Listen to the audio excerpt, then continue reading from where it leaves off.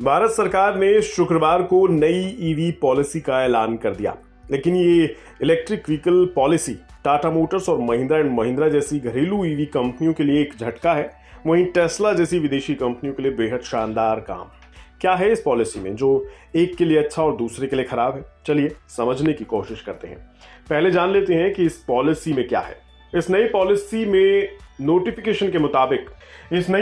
के नोटिफिकेशन के मुताबिक ऑटो कंपनियों को भारत में कम से कम 4,150 करोड़ रुपए निवेश करना होगा। इसमें मैक्सिमम इन्वेस्टमेंट की लिमिट कोई नहीं रखी गई है। कंपनियों को 3 साल के अंदर भारत में अपनी इलेक्ट्रिक व्हीकल गाड़ियों का प्रोडक्शन शुरू करना होगा। साथ ही 5 साल के अंदर डोमेस्टिक वैल्यू एडिशन यानी डीवीए को 50% तक पहुंचाना होगा। यानी इलेक्ट्रिक व्हीकल बनाने में लोकल सोर्सिंग को बढ़ावा देना होगा। इसमें ऑटो कंपनियों को तीसरे साल में लोकल सोर्सिंग को 25% और 5वें साल में 50% तक करना होगा।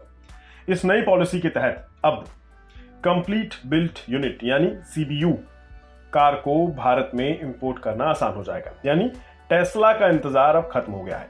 सीबीयू से मतलब है पूरी तरह से बनी बनाई कार। इनमें कॉस्ट, इंश्योरेंस और फ्रेट तक शामिल होते हैं। आसान शब्दों में समझें तो इसमें करीब 30 लाख रुपए की कीमत वाली कार को अगर भारत में इंपोर्ट करना है तो अब 15% की कस्टम ड्यूटी देनी होगी, जो कि पहले लगभग 32 लाख रुपए से कम कीमत वाली कारों के लिए 70% थी और इससे भी ज्यादा कीमत वाली कारों के लिए 100% कस्टम ड्यूटी थी।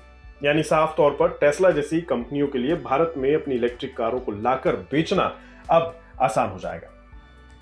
हालांकि इसमें भी कुछ शर्तें रखी गई हैं, जैसे ऑटो कंपनियों के लिए नई स्कीम सिर्फ 5 साल के लिए है। कंपनी 1 साल में सिर्फ 800 यूनिट भारत लाकर बेच सकेंगी। 5 साल में कुल 40,000 यूनिट्स ही भारत में बेची जा सकती हैं। इंपोर्ट की गई कुल इलेक्ट्रिक गाड़ियों पर जितनी भी ड्यूटी की रियायत मिली है उसकी भी एक सीमा होगी। वो कंपनी का कुल निवेश या फिर 6,484 करोड़ रुपए जो भी कम हो वो लागू होगा। यानी अगर टेस्ला भारत में अपनी गाड़ियां बेचना चाहती है तो उसकी इजाजत उसे होगी, लेकिन शर्त यह है कि उसे भारत में अपना प्लांट भी लगाना होगा और डीवीए यानी डोमेस्टिक वैल्यू एडिशन की शर्तों का पालन भी करना होगा। तभी उसे अपनी कारों को भारत लाकर बेचने की ड्यूटी में रियायत दी जाएगी।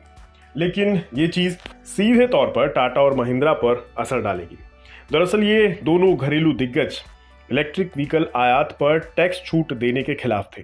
इन कंपनियों का मानना है कि टैक्स घटाने से ग्लोबल कंपनियों को महंगी ईवी कार भारत में लाकर आसानी से बेचने का मौका मिल जाएगा और इससे भारतीय ईवी कंपनियों की बिक्री प्रभावित होगी।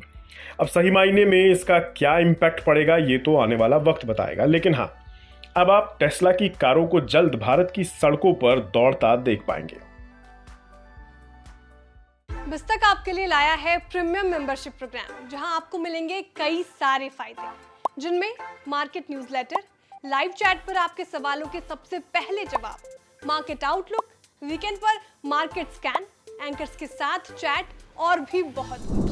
इस प्रीमियम सब्सक्रिप्शन में 3 तरह के प्लान्स हैं, सिल्वर, गोल्ड और प्लैटिनम, जिनकी शुरुआत मात्र 159 रुपए महीने से होती है। इससे जुड़ना भी बेहद आसान है। बिस्तक के YouTube चैनल पर जाएं, ज्वाइन बटन पर क्लिक करें और अपना प्लान सिलेक्ट करें। बस बन गए आप हमारे प्रीमियम मेंबर।